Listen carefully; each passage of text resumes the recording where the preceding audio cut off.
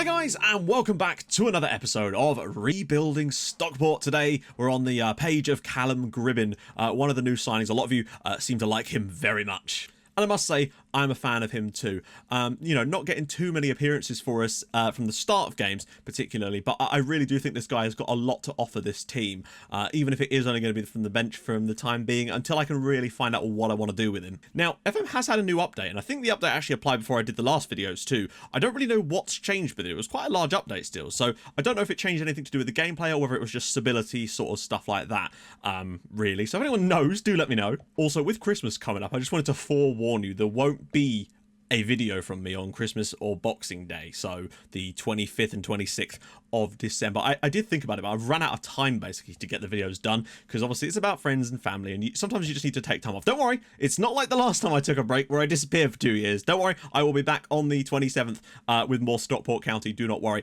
And things are pretty much set to start streaming without Castle Icons. The database is sorted. I've even got the save now ready and set up, so that should be fun as all hell, and I cannot wait to get started with it. Also, I looked up Irish rap. Not as bad as I was expecting it to be. I was actually enjoying it quite a bit, some of the tracks you guys sent me. So there you go. According to an old tweet from 2015, I could find Shay Tilt himself. Curtis Tilt is actually his uncle. So there you go. A new fact that we've just learned is in fact that Curtis Tilt's uncle, Curtis Tilt is Shay Tilt's uncle. There you go. As it hasn't been a QOTD for a bit, yeah, thought I'd shove one in here, because why the hell not? What has been your favourite moment by the team you support so far this season? Really? Really? We're going to ask that?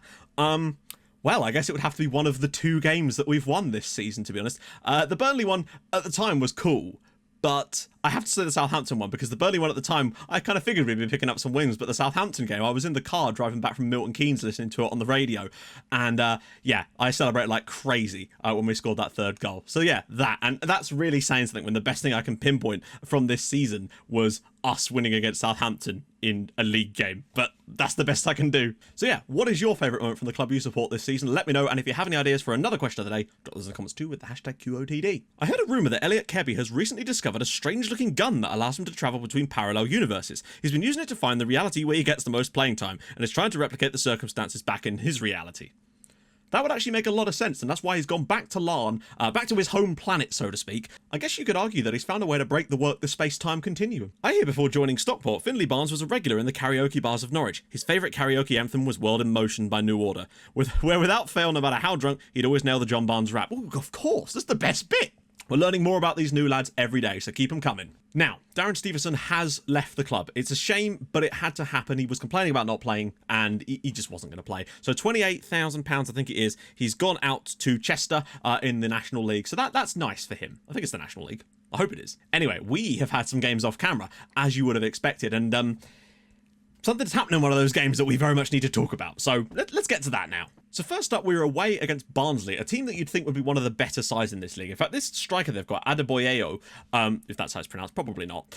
He was sort of identified by my scouts in pre-season as being like a 95% recommended striker, but way too much money for us, and we couldn't even go near them. But we've managed to go there and win 2-0. Paris Magoma scored with our very first possession of the ball. Barnsley didn't touch the ball before we'd scored. It was like 32 seconds into the game. Fantastic stuff, and Magoma gave us the lead. Before Chris Thorpe added a 2nd goal on the break on 23 minutes. Liam Miller, though, he absolutely ran the show in this game. Him and Shay Tilt were fantastic, but Liam Miller, despite not scoring a goal in this match, was able to win man of the match, to give you an idea of just how well he played. And another win, and this time a clean sheet as well. Malden stacking them up again. And that was then followed by an absolutely sublime performance yet again, this time at home to Wigan. And we just seem, like, at first it looked a bit iffy, but now we just seem to have taken to this league like ducks to water as well. And I really do think some of the signings have made a difference, the likes of Davidson and Miller and people like that. And I think playing Chris Thorpe up top, he doesn't always have the perfect game, but even in this match, he still had 3 key passes. Like, he is a really, really good player, and I think he's probably my starting striker for us now. To hell with Kane Hemmings and JTB, frankly. I think Chris Thorpe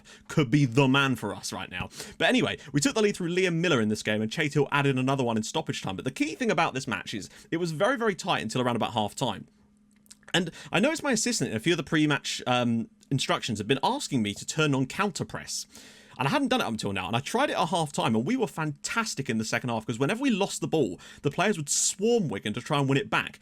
And I think it made a hell of a difference, but it made more of a difference in the next game. Yes, this actually happened. I genuinely could not believe that this happened. So, Mansfield, a team from our league in the EFL Trophy, a trophy that we lost all 3 games in it last year, and I thought, you know, I'm not going to take it too seriously, so I played a completely rotated side. You'll notice that the only player that would normally start probably is Chris Thorpe. Everybody else was rotated in some way, as is evidenced by the fact that Jake Cope started on the right-hand side in this match and put on an absolute clinic. I'm not even sure where to start with this. We took the lead after 2 minutes through Chris Thorpe before Jake Cope added a second goal. And it was at that point that I noticed we had a lot of the ball. So I thought, you know what? Let's turn on the counter-press and sort of see where we go from there. And then the floodgates just completely opened and the goals just kept coming. Thorpe got a second one. Jake Cope got 2 more. Andy got 2 assists on the night. Callum Gribbin scored a goal. There was an own goal. More on that in a minute. Josh Claxton even scored a goal. It's a shame, really, because Claxton played in the position that Bridges normally plays in, and he's actually scored a goal now and got an assist on the night. Bridges has never scored a single goal for us in his entire career. He will get his goal one day, though. I think this was just one of those games that you get once in a lifetime, really. 8 goals from 11 shots on target kind of makes up for us only getting 1 from the 14 we had against Southend. It was a mental match, but now I must show you this own goal. Bearing in mind as well, this came directly from the kickoff at the start of the second half.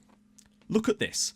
Watch what Nottingham does. He just passes the ball back to his goalkeeper, who just leaves it and lets it roll straight into their net at the start of the second half. I don't know which goal this was for us, but still.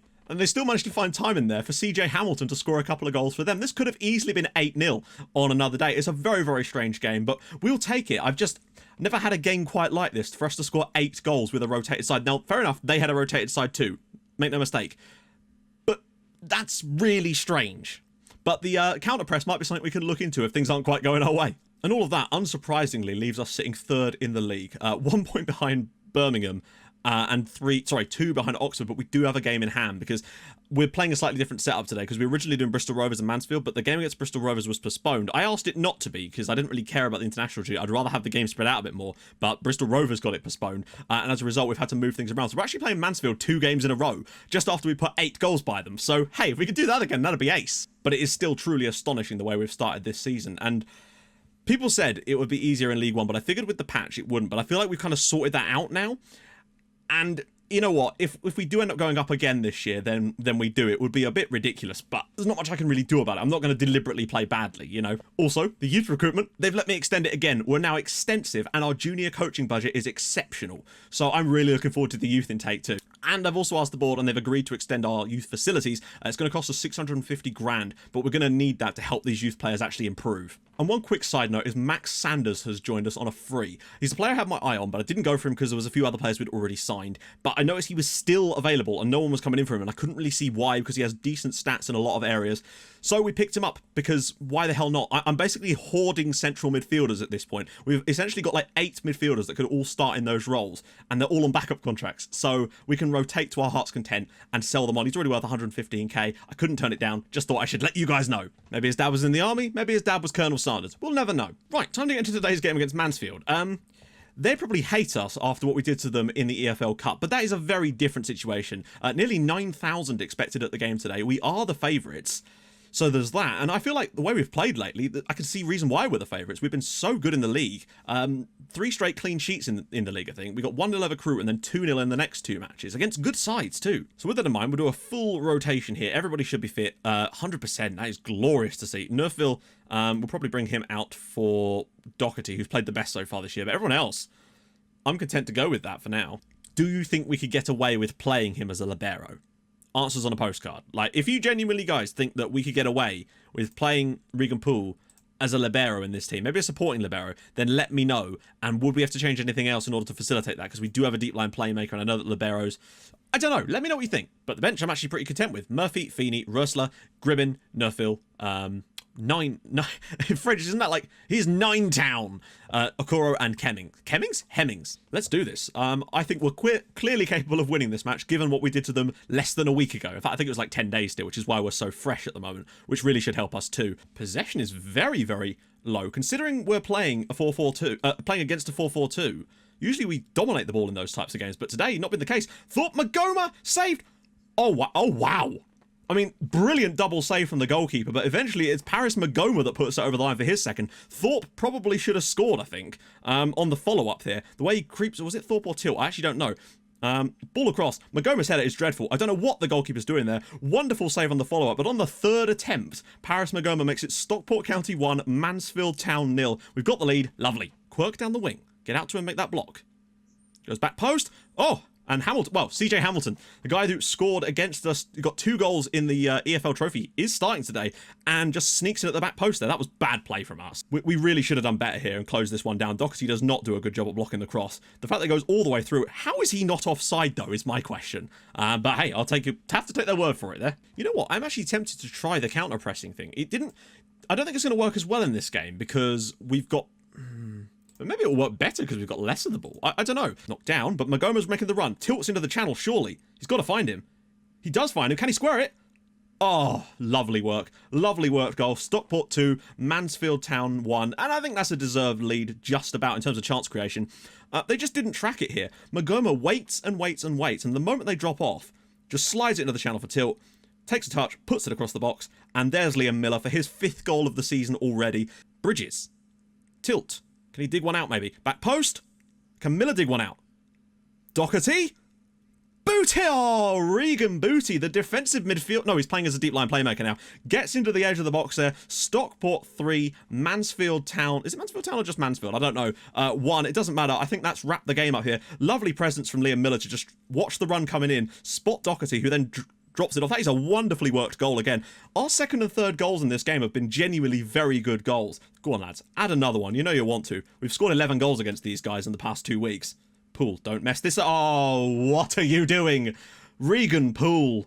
Libero my arse. What on earth was that? Jake Pickard with the goal. This should have been a simple clearance here for Regan Poole. Just drop it off to one of your 2 players. I don't even know what this is. And then why the goalkeeper backs away from it. He's literally saying, come on, score. Stockport 2, Mansfield... Sorry, Stockport 3, Mansfield 2.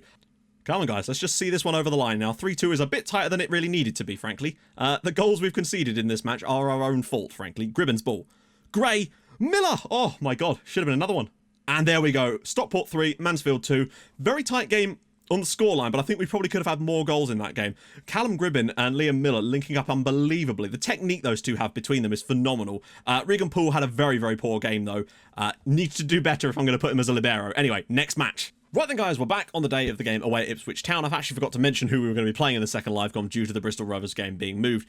I swear Ipswich was 6th before, but they might have lost a game. We'll just have a little gander here of... Yeah, they've not played any more matches. They're down in 10th place in the league, but they do have a game in hand. Anyway, we're going to go with a fairly similar lineup, but John Gray, look at that, 85. I don't know what happened there or why he's been so bad. Morgan Feeney's got a slight injury. Oh, dear. Richie Latham I've sent out on loan, I think, or I'm about to.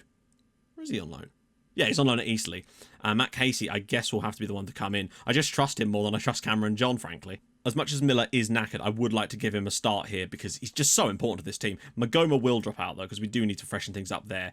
And I guess that means Moody Moo or Lafferty. Lafferty's actually... Moody Moo's...